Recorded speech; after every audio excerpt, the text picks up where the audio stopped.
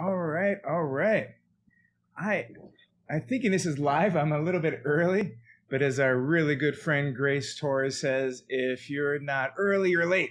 So we are live, and I want to thank all of you for joining us here. My name is Kala Souza, and I work with the Workforce Development Council here in Hawaii, and we've been doing some really interesting projects, working on an initiative to upskill Hawaii's workforce to get them ready to get all of us ready for the future of work.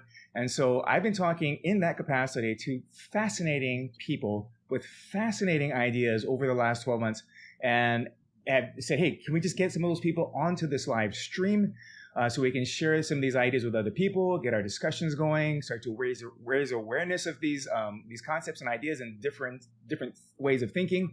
And that's where we are now. So if you're here live, thank you so much for being here, joining with us. There's a couple of things to know. If you're on YouTube, I can track your comments and questions mostly. And if you're also on YouTube, please like and share because it helps us to do something to the algorithm with YouTube. I don't know what that means, but it helps get the word out to more people. If you're watching on any of the other platforms here, social media, I'm trying to track them, but it's like chewing gum, talking, walking at the same time. And so I may get there a little bit late, but we have some fantastic things going on. Before I do, I wanted to say that we have just started offering basic computer skills here throughout the state. The University of Hawaii Community Colleges are providing instructors and locations at all of their campuses. The libraries are going to be coming online pretty soon too. Those are free basic computer skills. I have a link in the description here at the bottom. Please, if you're watching this, you're probably already too advanced, but please share this link and the registration on that website with people that you know who may benefit from this. And so that's fantastic stuff going on. In the last couple of weeks, we've talked to super cool people, and the list is is still growing and growing. Today, we have one of the most fascinating thinkers, visionaries. I'm going to use the word leaders here in our state that's going on. I'm going to introduce them in just a second. But before I do, we have a couple coming up as well. Teresa Sladek from North Star in Minnesota, who is a national digital literacy company organization.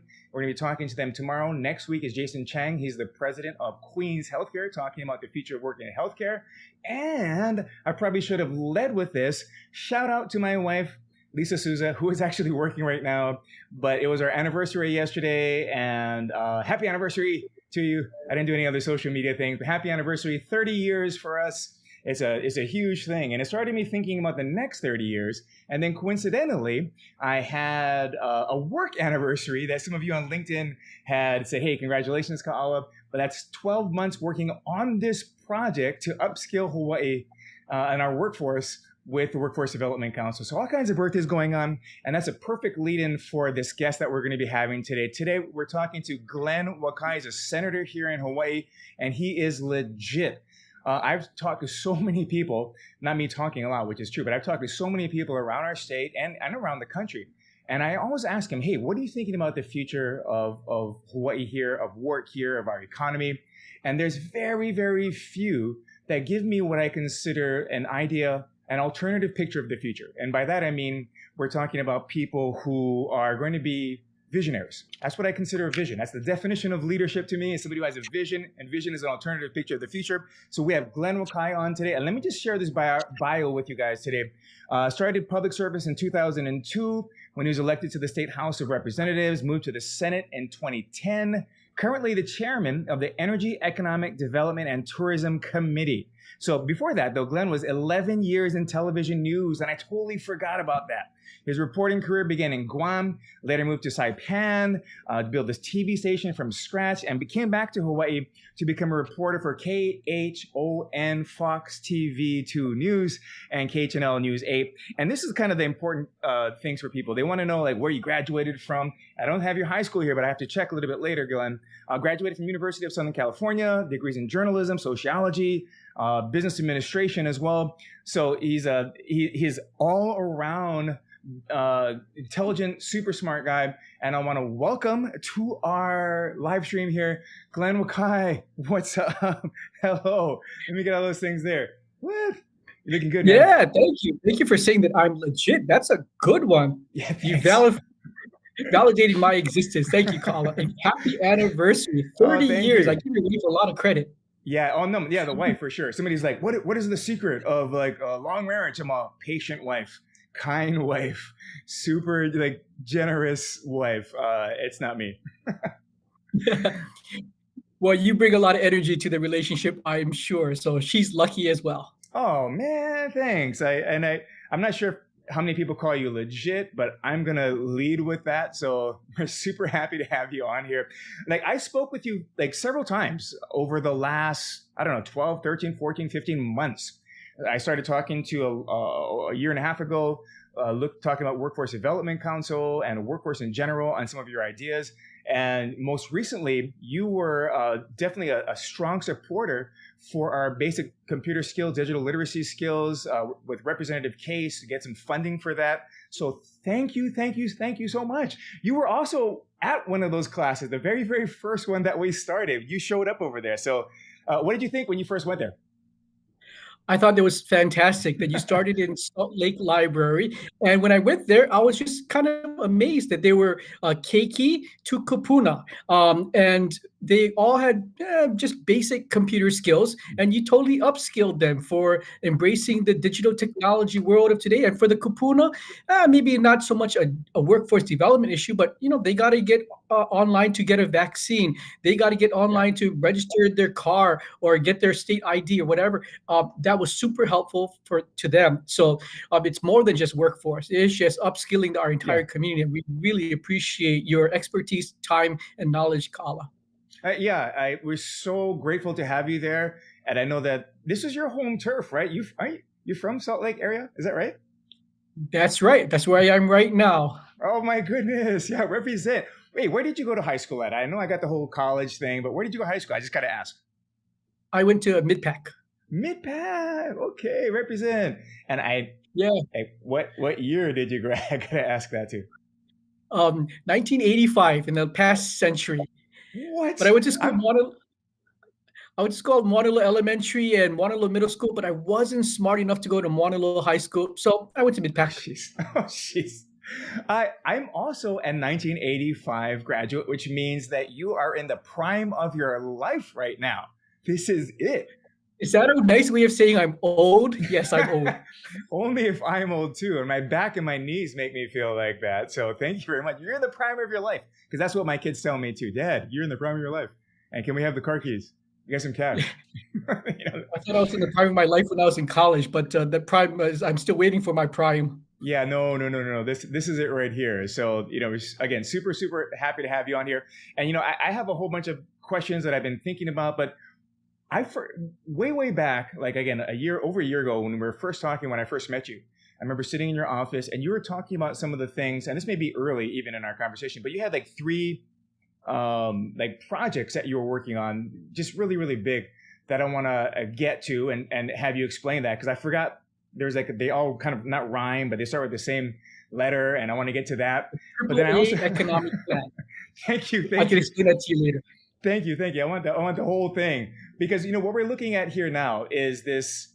We got hammered, and we're not the only place to get hammered, but we got this like taken down by COVID-19. I've been saying, like, when a butterfly flaps its wings, our economy is so fragile and so vulnerable that we just we trip and stumble. And so when something like COVID-19 happens, or anything that's going to just disrupt the world, we're going down. And so I'm really interested in talking to you about that, and in particular because I have this digital focus. What you think about where Hawaii is digitally and in terms of technology, and maybe we can just start there, because I'm like a foreigner to the legislature. So the whole government process, I didn't pay attention in school. So this one I was paying attention because I had some interest, vested interest. But can you just kind of give me like one thing that maybe the legislature, you guys are working on to help us with in terms of technology? I don't know, broadband. What did you guys do this last year? Yep. Well, I didn't pay attention to civics class when I was in elementary school either, Kala, but now I opened my eyes and I saw how all the sausage, otherwise known as laws, are made. And this past legislative session in January, things were looking really terrible. We're looking at a $1.4 billion puka in our state budget. We didn't know if the feds were going to save us. Thank God they saved us with $1.6 billion in federal assistance. So we plugged the puka and actually had some extra money for broadband deployment. And what we did was we put in $10 million for cable landing sites, right? As we talk now, it's based on a broadband infrastructure, but it has to come here, right? It's not like it gurgles out of the ground. So we are having money devoted to building more infrastructure so that as these trans-Pacific cables crisscross the Pacific, they will be landing here in Hawaii, and they can just kind of plug and play. So it plugs in. But once we plug in, then what? It can't just be a cable sitting off our shores. It has to come to our house. So we also created a grant program for broadband deployment so that the Spectrums, the Hawaiian telecoms of the world can leverage some of their money with our money, and then we can take it to underserved areas in the urban core and maybe particularly in our rural areas, right? Our friends on Molokai, our friends who live in rural Big Island and Kauai and elsewhere. So we have a grant program to really take the cable landings and bring broadband into our homes. And another important bill that we passed this year was to establish a broadband office. So up until this year, the broadband office was one guy, this guy Bert Lum. He was a personnel count on the state books, and that was it. We really didn't have statute. We didn't have a mission, and now we have that. It shows that the state really is focused on broadband, and it put it into Mhm. law. So we actually came away with some really good framework for broadband deployment as well as big money for Yeah, broadband deployment. I like that. And Bert was on this live stream last week or the week before and talking all kinds of technical stuff that I couldn't follow. Even we talk about landing things, fiber optic cables. All I know is that without them, we are completely cut off. Like if my internet goes down in my house, my wife, who is a nurse practitioner and sees all of her patients online, my son, who is at West Oahu in his last semester today, my other son and his fiance both have separate businesses all online. We're done. Like if we don't have, if we get cut off, like in our house. So if our state, something happens, there's no redundancy, we're just done on this. And so I really appreciate your effort. Are we where we're supposed to be, or is there something else that we need to add on to make sure that we are protecting that internet connectivity, the broadband connectivity? We're getting faster. Where are we? Are we there yet? Dad, are we there yet?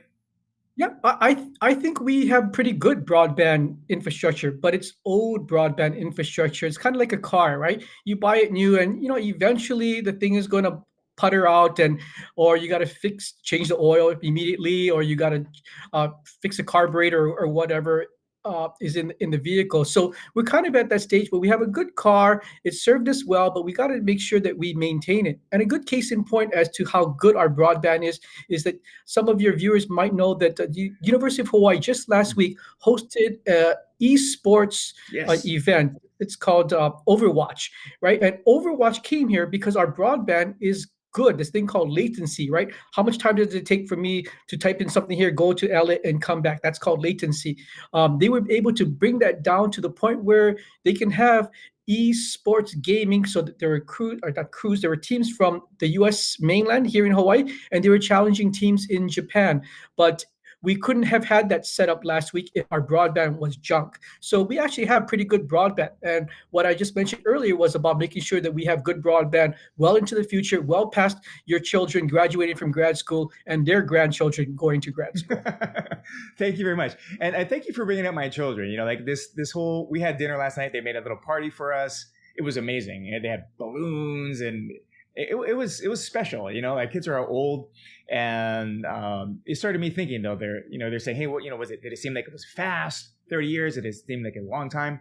But it started me thinking about the next 30 years and what they're going to be living in, what their jobs, what their futures are going to be like.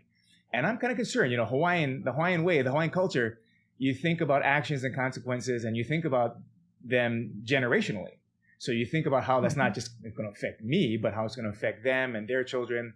And that makes me feel good that there is some people thinking about the generations in the future. I like it. Yeah. I love the work that you're doing as well, because you're thinking about how are we going to provide the skill set to that future generation. And we know that currently our economy is really tied to tourism, but I don't know if that's going to be the cash cow of our future. We need to figure out how we can reskill our friends and neighbors for that new paradigm shift in economic development globally. Yeah, and that's an interesting one too. When you think about tourism, you bring that up. Whenever like I went out, I was interviewing everybody about the future of work or what Hawaii's economy could look like or should look like. Everybody said diversification, and everybody brought up tourism and our over dependency on tourism. But there was really no alternatives. Like everybody's thinking like, what do we pivot to away from tourism? And I'm just not sure if it's going to be something like going from sandalwood to whaling to tourism to XYZ ABC, and this is why I'm excited to talk to you, because again, I use the word leadership and vision as like synonymous. If you're a visionary, you're a leader, you have a picture of the future. And I have not got a lot of that. And even if the picture that you have or other people have is different from mine, at least you have a vision. Let me tell me what it is. And so I like you because you have a vision and you have a different way of thinking about this. Let me throw the word diversification out for you and just respond to that. When you think about diversification, when you hear it from people, what goes through your mind? What's your response to that? We have to stop talking about the price of paradise. We look at our isolation as a detriment. And if we kind of just shift that mindset into how is our location to our strategic advantage, then we open up opportunities. And so going back to your question, we know and do tourism well, right? We can talk about diversification all we want, but we're going to have to go back to tourism and then establish that and then talk about other diversifications of the economy. So with regard to tourism and how is tourism going to leverage technology?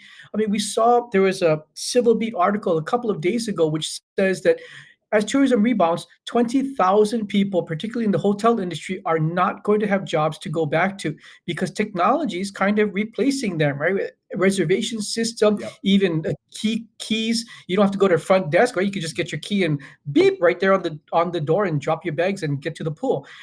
And technology is changing tourism. And are we going to be just left behind on that, or should we be figure out how Hawaii can be the leader in that area? So, for example, with regard to tourism and its rebound, we know that local resident satisfaction with tourism is at an all-time low, right? Because the tourists are in our neighborhoods, going into places they really shouldn't be going into. So, one area where we should really mesh tourism and technology is on a statewide park reservation system.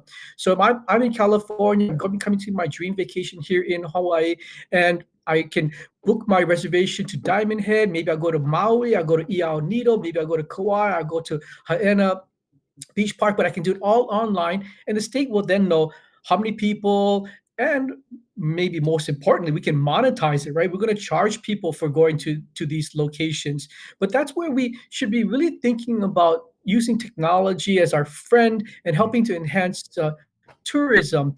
But we're still talking about that. And one thing about me, Kala, is like, I want action. We got to get stuff done. We cannot continue talking about problems and never solving problems. We're notorious in Hawaii for Yeah. doing that. We need action, not more Malama stories. Yes. So I've got that directed towards me. Something I talk a lot, and I've been in some meetings before where you say, "Hey, show me the action. Show me something." And it's something that you've always been about. So I'm not gonna lie. During the lockdown, if I went to the beach and there's nobody around me, I was pretty happy. Okay, it was, we talk about like what, we would want for tourism to come back as. There's some benefits, like there's nobody on the road. But this idea of using technology, again, it's right down it's in my alley, it's in my lane. I'm into this kind of stuff. My kids talk about meme stocks with me, and they're all on crypto and trading, that kind of thing. I lost $2 on Doge the other day. I just want a doggy coin, That's all I want. And we should be talking about crypto in Hawaii too, by the way, because I think we need to make it a little bit easier for us to get to that. I couldn't. Can we just back up a little bit? I couldn't get this Doge coin. Have you heard of that? The doggy coin, the Doge. I'm So not very familiar with okay, cryptocurrency. You're far that's more okay. advanced than I So Elon Musk has been pushing this, like almost as a joke, like getting Doge. It's like Bitcoin, Ethereum, XRP or something. There's a whole bunch of weird ones, but Elon Musk has been kind of as a joke this coin that was like Doge. They call it DOGE. It's like a dog. I call it. It has a picture of a dog on it, so I call it a dog, but it's a Doge coin, and he's been pushing it. So the price went up like 2,000% in the last couple of weeks. So it went up to like 70 cents, because when I was looking at it, I wanted to get it. It was like less than a penny, but I couldn't because Hawaii, whatever it is, we weren't allowed to buy crypto or something. Do you know anything at all about that? Do you know anybody we can talk to make that open that up a little? Well, the state has been struggling with that issue for probably about 3 years, and it's within the DCCA, Department of Commerce and Consumer Affairs, and particularly their financial division there that is trying to figure out what their framework is and what are the guardrails and regulatory setup for us in Hawaii to embrace crypto. Because for all of the excitement that you mentioned, from a state perspective, we need to protect the people of Hawaii and make right because the Bank of Hawaii is the first Hawaiian banks of the world. There's assets, there's tangible things that we can leverage in case things go wrong. But with crypto, just poof, right? It's just smoke. Right. So we got to figure out like how are we going to protect you to make sure that Doge, dog, whatever it is, doesn't take you from your house into the doghouse. Yeah. Oh my goodness, you're good. You're good. And it's true because there's nothing kind of backing it, so Elon Musk is pumping it and, the whole pump and dump thing, and guys on YouTube are doing this. And so I heard there was like a YouTube Doge millionaire, heard about it on YouTube. He put like a whole bunch of credit cards, max out credit cards, $180,000 into this, penny crypto. And now he's like really happy. But if it didn't go up, so I get that. I appreciate, and I need somebody to make sure that, it doesn't take me for a ride into the doghouse, like you said. And I'm glad that somebody is thinking about it because it's part of that whole digital revolution thing that we've been referencing, with, broadband access.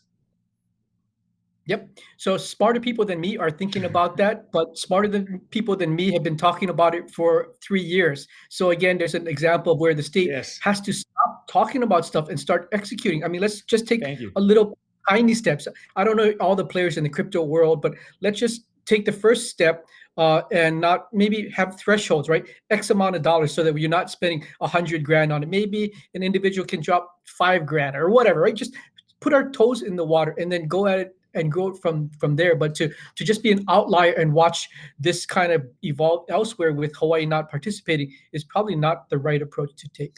Yeah. And, my youngest son is 25 years old. And speaking of risk taking, when you're younger than us, Glenn, so when you're young, like him, 25, hey, when you go bankrupt, you lost $10,000, but he had an opportunity the other day to buy this other really random coin whose name I cannot pronounce on this live stream. But he came back and said, Dad, I was like $1.50 short because he couldn't fund. It was like some kind of bank error and he couldn't get it in. It was 15 steps to buy this one cryptocurrency. And it was thousands of dollars that he lost.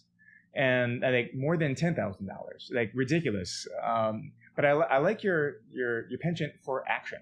And hopefully, we can push this live stream out and what can I just go back to that, the lack of action? What is the problem here? I know we talk a lot, but is there any barriers that we can identify here in Hawaii that we can remove all the waha and get to some action? I think our fondness for each other in our community, the bad side of it is that we're risk averse, right? We are hesitant to take chances in Hawaii. But that's what makes Hawaii special, right? That's what makes us talk about, hey, what high school you went and all of that kind of stuff, right? Because there's that close bond. But that close bond, we're afraid to like piss off people, right? And like do things that might harm others, which is I don't know. Yeah. There has to be a delicate balance because we don't want to be just like Wall Street, where we just are cutthroat and we just going to sell our neighbor's house if we can. Uh, but by the same token, we can't continue to be steady as she goes and watch the world embrace crypto and other just uh, platform changers out there and not participate. So somehow we got to find that balance. I appreciate you bringing that up too, because Hawaii is separate and special in the way that we think and act, and I don't want to lose that. And so I kind of like this reset. Hanamo Bay was really happy with not a gazillion tourists coming, but it still affects our economy. And like you said, we know tourism, and stick to the knitting. I think Tom Peters used to say years and years ago, and I like the idea of getting back into tourism and using that as a way to get ourselves, back standing up at least a little bit. But my concern is that this quick recovery, in the tourism industry is going to be a demotivator, because there's, when there's, well, what are we going to do? What are we going to do? We need to do something else. Then everybody's open. And then once tourism comes back in, we put our feet back up. We got to, back on the couch, because we have our money coming in, we have our economy doing good. How do we deal with that? How do we deal with that? The need to get more stable and stabilize, bring back the tourism industry, but then still keep this idea of a vision, an alternative picture of the future. What do we do? How do we make that happen? I don't know. And to be honest, Paulo, we wasted a year because you're exactly right. The time for change is when things are bad, right? When things are good, you don't want to change things. And it's kind of like we opened up the buffet line. We've been offering unhealthy food to our customers. We should have figured out how to redo the menu and offer healthier fare, but too late. We opened up the doors. People are in the buffet line and just eating up. And who are we bringing right now? We're bringing Hawaii is on a discount for the world, and we're bringing in people that in 2019 we didn't want to have come here. So I don't know what it's going to take, Kala, but we wasted a year of opportunity, and you're absolutely right. I mean, hotels are right now figuring out like, okay, what's my rebound action? They're not figuring out like could I have better managed tourism? Yeah. In my opinion, the biggest point for tourism locally has been short-term vacation rentals, and the fact that tourists are in our neighborhoods, being disruptive in our neighborhoods, they're really irritating. You're my neighbors. But what did the Hawaii Tourism Authority, Hawaii Lodging Association, what did they do in the past year to help, figure out what the guidelines and guardrails should be for the industry? Nothing.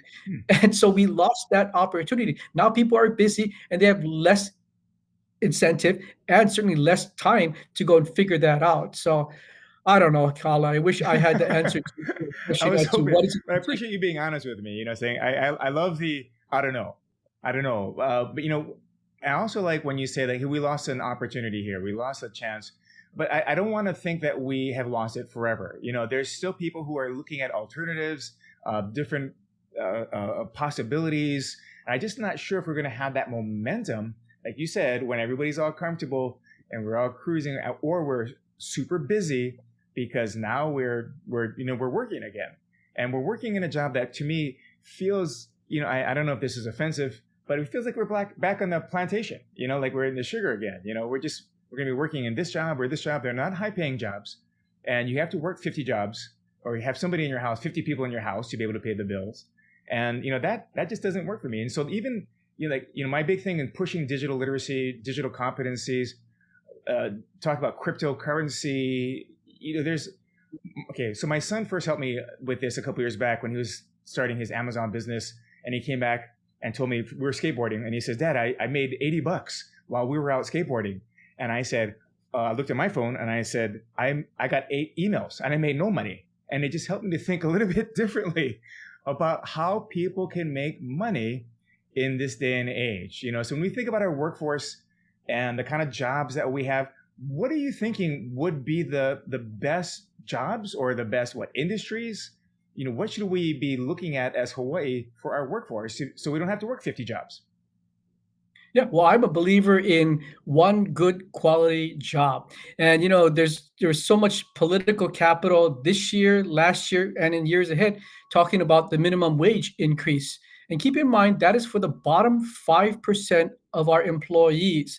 in my humble opinion, we should be talking about the other end of the spectrum. How are we going to create quality jobs, and not spend so much time on whether $12 is better than $15 is better than $17? That is really not going to move the needle and do what, as you mentioned, a service for the state in terms of people having a better quality of life. So it's kind of in that vein. I'm really a big fan on looking at strengths, not always focusing on our weaknesses, and somehow all of a sudden I'm going to change my weakness into a strength. Like, forget that, right? I'm only 5'4". No matter how much I want to be playing in the NBA, I'm not going to be 6 feet tall, and so I better put away that dream of playing in the NBA and figure out where are my skill sets. So it's in that kind of mindset that I look at technology, right? Every place on the planet is trying to Yeah. embrace technology.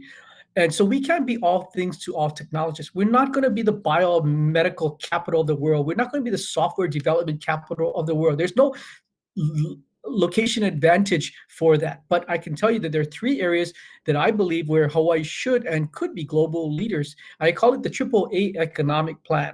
One is aquaculture, the other is alternative energy, and the third is aerospace. And I'll briefly talk about each of these three areas. Alternative energy. We already know that Hawaii has the 100% renewable mandate by 2045, and we're on Oahu, 30% of the way there, right? We have wind, we have solar. On our neighbor islands, we have geothermal, we have volcanoes, we have hydro on Kauai. So we have all kinds of really cool inputs to help Hawaii lead that global effort in becoming 100% renewable. The other A is aquaculture. It really bothers me that we import 70%, 70% of the fish we consume in Hawaii. Now, wrap your brains around how ridiculous that statistic is. I mean, they're not importing cows into Nebraska, but we're importing fish into Hawaii. We should be a net exporter of fish. But part of our problem there is we talk so much about food sustainability with the mindset of terrestrial, from our historical days of plantation, terrestrial agriculture. But we know that now we have conflicts with housing, we have economic development, we want uh, conservation land. All of that comes into conflict with basket. And I really think that the Department of Agriculture should devote more people there. There are about 200 or so employees at the Department of Agriculture. Two of them focus on aquaculture. There's a misalignment there. We really should be staffing up the aquaculture side of things and providing food sustainability and export opportunities for the state of Hawaii. And the third A is aerospace. And this one is a little bit more controversial. Obviously, we know we have the best set of telescopes on the planet on Mauna Kea, but it's more than TMT. Hawaii, because of our close proximity to the equator, closest than any other state in America, has a great opportunity to launch small satellites into space. You and I know that mobility is the future, right? It's not going to be you and I tethered to a desk and getting our Ethernet stuck into our laptop. We want to walk around and go to Lanikai Beach and bask in the sun and go check emails and watch a movie on YouTube. But we can own that space because we can launch satellites into orbit, and we're not talking about the Cape Canaveral, vertical launch, 90% fuel, and then see a plume of smoke. We can have it on the underbelly of a plane that takes off from Kona, and then you jettison off the space, or excuse me, the satellite. So the satellites of today are not grandpa's satellites of Apollo and NASA of the past. They're different, and they're being led by private entities, right? Elon Yep. Musk and is I can't remember his space agency, but Google Galactic. There's Virgin Galactic. The private sector really has taken over from NASA as the purveyors into orbit. And keep in mind, like, what was it, 3 months ago? Man's greatest achievement 3 months ago was to send a rover to Mars. That is phenomenal. And this might sound like I'm a space cadet, but one day man is going to colonize the moon, and maybe one day man will live on Mars. And if and when that day comes, we should be preparing for that day on the Big Island with its lunar-like surface. So Hawaii has a great role to play in economic development for aerospace, as well as solving man's greatest Yeah. questions about the universe. Yeah. So in those three areas, I think Hawaii really should be and can be global leaders in those areas. But we got to stay focused, got to have a plan, and we got to execute. We got to act. So Gotta act. Alan Hayashi made a comment on YouTube, and he says, "Mahalo for your vision for Hawaii and continuing to support technology and our students." He's agreed we need action. That's what he says. So 100% shout out to you, Alan, for that one. And I remember that it was these alliterative 3 things, and so I appreciate you doing that. But I also want to start with where you started, the idea of working from our strengths, a position of strengths. Now discover your strengths, book a couple years back, and work from them. And I kind of forget, because people say, Hawaii, you guys have these unique things. And in marketing, we always talk about the USP or the unique selling point. And obviously we have ocean. And people think about tourism, but you're talking about fish, going back into that. I'm tripping that there's 70% of our fish is did you say 70 brought in? 70%, yep, brought in. That's I don't understand that. How did we get to that point? We love fish. We just don't like eating our own fish. Oh my goodness, yes. Yeah. And for the record, we try fishing here on Oahu, and we don't catch, but there's a couple of secret spots that I have that I still have plenty of fish going on, and that works for me. But this other thing that you're looking at, the satellites, I'm kind of tripping on. I heard Elon Musk was saying he's going to try and send people to Mars in by 2025 or something, SpaceX, right? Like people. And I thought this was kind of wild, but then we're living in the Jetsons right now. You and I talking, this is like the Jetsons, the flying cars. I saw some prototypes in Florida where they're going to be running it like Uber or Lyft. You can call this flying car, go from here to there, and they're prototyping it out. So, Elon Musk you got to be crazy to do those kind of things and to move all of us to Mars. So Hawaii has a chance, you're saying, because of these strengths. What do we need to do for the fish stuff? What do we need to make happen for that? What's the actions that we need to take? We need to, I think first, the easiest is to start staffing up in the Department of Agriculture because, especially you look at the ancient, and this ties well with our Hawaiian traditions, right? The fish ponds, we've kind of abandoned the fish ponds in Hawaii, but take the fish ponds a step further where we have geo-positioned uh, outdoors cages that are floating around and growing kampachi, and sorry, I don't know the fish world, but a variety of different fish that are out there. So to me, it dovetails perfectly into what Hawaiians were all about in sustainability, but take the fish pond and take it into the ocean. So we just need the Department of Agriculture to see that aquaculture is part of their mission, staff up there. And of course, like anything else, we need money, right?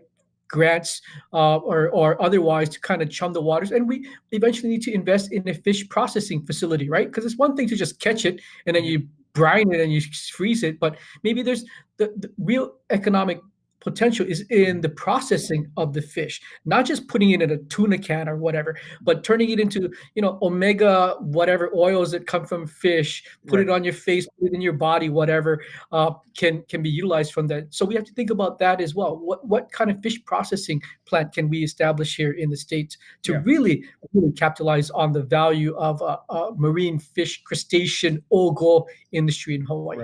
Right.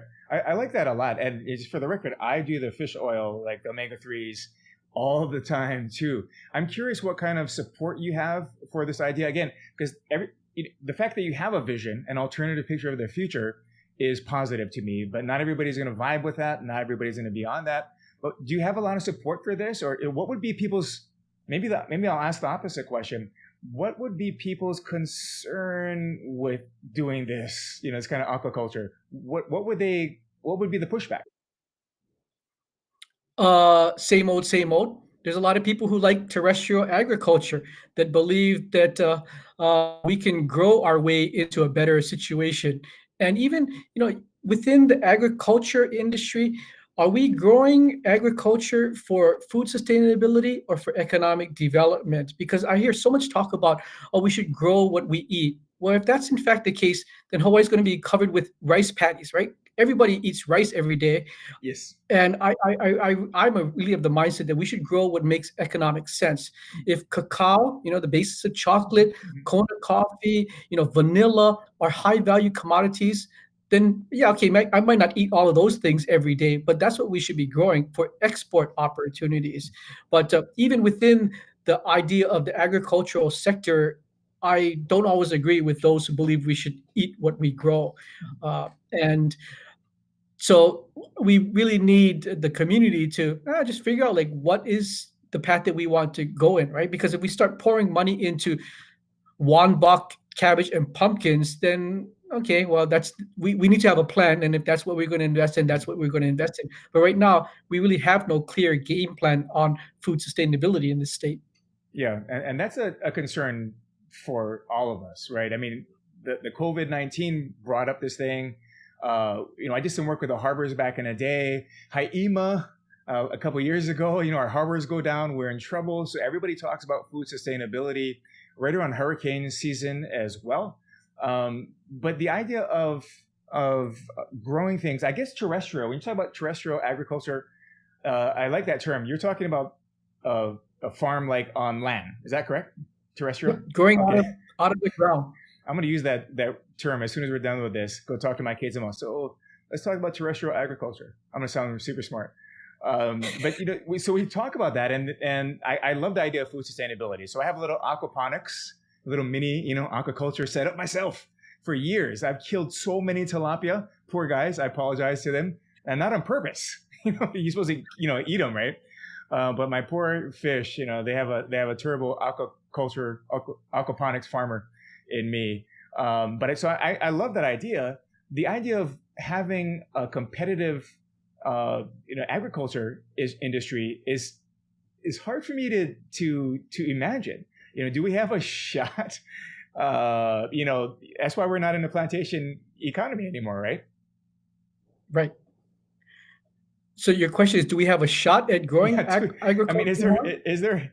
Can we be competitive worldwide with how how Hawaii would, whatever product it's going to be? Yep. Well, I just think going back to my 3 A's, we got to figure out what is it that Hawaii grows that is of great value. And going back to cacao, I mean, we know we grow really great cacao, right? You can't grow cacao in any place else in America because of our tropical environment. We can grow cacao here, and but we don't have a processing facility. So what happens is except for Manoa chocolate, we grow the cacao and then we export it so that the Nestle's, the Ghirardelli's, the Godivas of the world can take advantage of the really full value of our cacao here. I mean, shouldn't we have a discussion about making Hawaii the Willy Wonka of the Pacific and really sell it and create our own global brand out of Hawaii based on the cacao that we grow rather than give it to somebody else so they can go make oodles of money off of our chocolate? I like it. I thank you for expanding my mind a little bit too, because as you're talking about cacao, which I'm a big fan of chocolate, and the idea that I didn't know this, that we were the only place in the United States that can grow this, because I do have a friend, family on Hawaii Island that grows vanilla. And, I guess there was a big hurricane someplace where vanilla is normally grown, Madagascar. And they were one of the few vanilla places, because we're here in Hawaii, that was able to supply some stuff to the worldwide market. So it was fantastic for them just a couple of years ago. So vanilla chocolate, I see that now. And I think you've expanded my thinking on this. We start talking about diversification again. Are these 3 A's the ways that you think that we can diversify, that we pivot to, or would they be in like supplemental to tourism? How do you look at the economic plan that you're talking about? Oh, I don't mean to disparage tourism. I think tourism will always be a key element of our economy. Right now, tourism accounts for about 18% of our entire GDP. So I want to see that this pie gets bigger, right? Not that somehow we cut out tourism and we have the same size pie filled with the 3 A's that I just mentioned, but figure out how we're going to grow this pie. So the tourism will always hopefully drive $17 billion in economic value, but that 17 billion is now part of a GDP that's 150 billion instead of right now our GDP is about 97 billion in the States. Just grow the pie. So everything I mentioned is an additive, not subtracting from tourism. Matt, you're expanding my mind here, speaking of pies, because I tend to think of this zero-sum kind of game thing where we have 100,000 jobs in tourism, and I need to move those someplace. And what you're saying is let's just make the whole thing bigger, and so everybody can win on this. So cacao can exist. The satellites, the Mauna Kea, the space kind of exploration thing can exist. The fish, the aquaculture. With a bigger pie, I can see some possibilities here for us. What does our workforce need to be like? Is there some kind of thing that we have to think about our population, our people here? Should we be prepping? Like hurricane season, we prep. We have these 30 days or 14 days, whatever. What can we do as a workforce, do you think, to prep, to be ready for these kind of opportunities that may be coming our way? One, we have to get the people in Hawaii to have the mentality of embracing change. Uh, it kind of baffles me how there's a lot of people here who don't like change. They enjoy the status quo, and we have to listen to those folks. But we can't let the status quo lovers drive our future. So first thing is embrace change, and then to do that, doing exactly what you're doing in terms of reskilling our workforce to look at our own economic engines in a different way. Like, so going back to agriculture, which brought many of our ancestors to Hawaii in the first place, right? Instead of going to that terrestrial-based agriculture, we can grow food in a warehouse, right? We can have a 20-story building devoted to growing agricultural products in there. But that's a different farmer of tomorrow than the farmer who's in the dirt watering vegetables today, right? In the future, it's going to be an automated sprinkler system in a condo-like setting that's going to create the food that you and I eat. So technology is going to be just for efficiency and for safety, lower costs. Technology is going to be the future. So if you're one of those who kind of enjoy just doing things today and hope that you're going to continue and fight progress so you can do it for the next 20 years, you're going to totally be left behind. So that's why I really appreciate your efforts in bringing technology to people who might otherwise not have that opportunity. Yeah, I like what you say too. Like we need to help people embrace this idea of change. Some people are afraid of change, is what I've heard, but I think it's people are afraid of change that they think is going to be negative. So I mean, if I say I'm going to change your bank account and give you $20 trillion, they may no, I'm afraid of change. I think most people are going to be like, oh great, come on, let's do it. But to talk about opportunities that are going to require some training, training classes or workshops or a couple of months, I think that sometimes is a challenge for us, myself included, to think a little bit further down the line, to look at the change, to look at, I maybe you've seen some of these pictures too before of the people who used to work in the ice box industry or whatever, getting ice for people's ice boxes. My grandparents here in Hawaii used to call the refrigerator an ice box. And I always did too, but it's because I think they actually had ice, I see the pictures of the guys cutting ice out of a frozen lake out here in Hawaii and then putting it into an ice box. And that job is no more. And I think some of the jobs that we're looking at now today that people are in shortly will be no more. So I like what you're talking about here. Yeah. I mean, a good case in point is, how we want to embrace alternative energy. And on the transportation front, I was talking to the gas station association owners, like, what in the world is your future, right? We as a state and as a country are pushing more EVs and embracing slowly hydrogen. You selling gas is not going to be a business model that we need. Why aren't you changing the gas stations of today into the EV charging stations of tomorrow and potentially eventually the fuel cell hydrogen stations of the future? But the gas stations are stuck on their pull the crude out of the ground, refine it, and put it in people's cars. That's a model that in 10 years is going to be dead, and they are resistant to embracing change. And they're gonna feel the pain of that because some other private entity is going to start providing EV charging stations that we're going to need as a community in the future. Yeah, I just, as you were talking, I'm thinking ostrich, head in the sand kind of stuff. Or when my kids were young, they would close their eyes and say, "Dad, you can't see me." It's not going to matter whether you agree or disagree. There are some things that are going to change, and work as we know it, and then life as we know it is already different, never going to be the same, but it's going to be so much different. I mean, I remember when telephones had the little rotary thing. Obviously you do too, 1985. I remember, when we first got some kind of cordless phone with Wonder Phone or something. And that's in my lifetime. I'm just going to be tripping.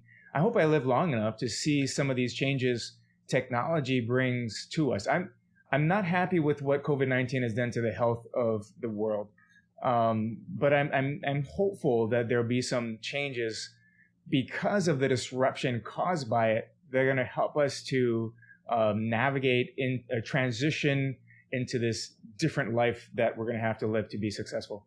Any thoughts, like last thoughts? I've kept you for a long time on here, and I really appreciate that. But the ideas that you have, I don't always hear from people. I mean, I don't hear vision. And so any last thoughts maybe that you might want to share with me, people who are watching it? I think as a community, we really need to let natural evolution not be the driver of how Hawaii is different in the future. I'm a believer of re-engineering better outcomes. Too often in Hawaii, we just kind of sit and wait, right? We look at tourism, and the only reason why we're seeing a revival is because a vaccine that Pfizer and Moderna created wherever they're located, right? We didn't take an opportunity to help reinvent tourism, and I could use examples in various other sectors. But we really need to get out of this mindset in Hawaii where we're waiting for somebody else to solve our problems. We need to figure it out ourselves. We have smart people here. I mean, we see like all of our young kids that go to the mainland and don't come back. Hawaii has to stop being the farm system for successful mainland companies. We need to have a reason for your kids, my daughter, to have a reason to stay in Hawaii and not think that the grass is always greener on the mainland. The grass is green here. It's just we got to nurture it and grow it. Love it. I have never heard this idea of Hawaii being a farm club for the mainland, and I call it the continent now, but I just don't, that gets me riled up. Makes me want to get a little bit into the game here. In fact, a few months ago, I was talking to a friend of mine who was telling me, Ka'ala, you need to be competitive, talking to me specifically. And then he says, we in Hawaii have to think competitively, which goes against some of even what you brought up earlier, like how we embrace everybody. We don't want to put ourselves forward. There's a lot of aloha, but aloha doesn't mean that we're going to be a doormat. So we can be competitive and still have aloha for people. But the idea of being a farm club, you got me on this, okay? You got me on not wanting to be a farm club. Yeah, I mean, our greatest export cannot be our kids. Oh, we my got to goodness. keep the kids here. Oh, jeez. I really, really appreciate your time on this. And let me just say a hui ho to you. And I'm going to try. Is it okay if we come back on maybe in a little while and get some of these new ideas and get some updates and see where everything is? Certainly. It's always a pleasure talking story with you, Ka'ala. I want to get the action. I want to see what kind of actions are going on. All about action, right? All about the action. That's what I'm going to be leaving with. And the other things that I'm leaving with is for us here, before we sign off on this, to think about what Hawaii could be like, reimagine what it could be like, redesign what Hawaii could be like. And the other thing that I'm taking away from this conversation with Glenn here is this idea that we can't let natural evolution dictate to us what's going to happen. I like the challenge, and I feel like it's like a gauntlet thrown down by Senator Wakai here. And this is an opportunity for us to design, to think, to be proactive in it. And I want to take that. I want to do that. This is our chance to have vision. And again, vision for me is an alternative picture of the future.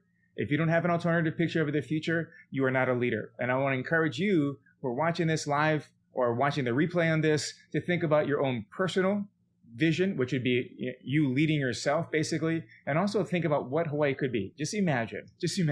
So thank you for joining us on this call. I guess it's not a call.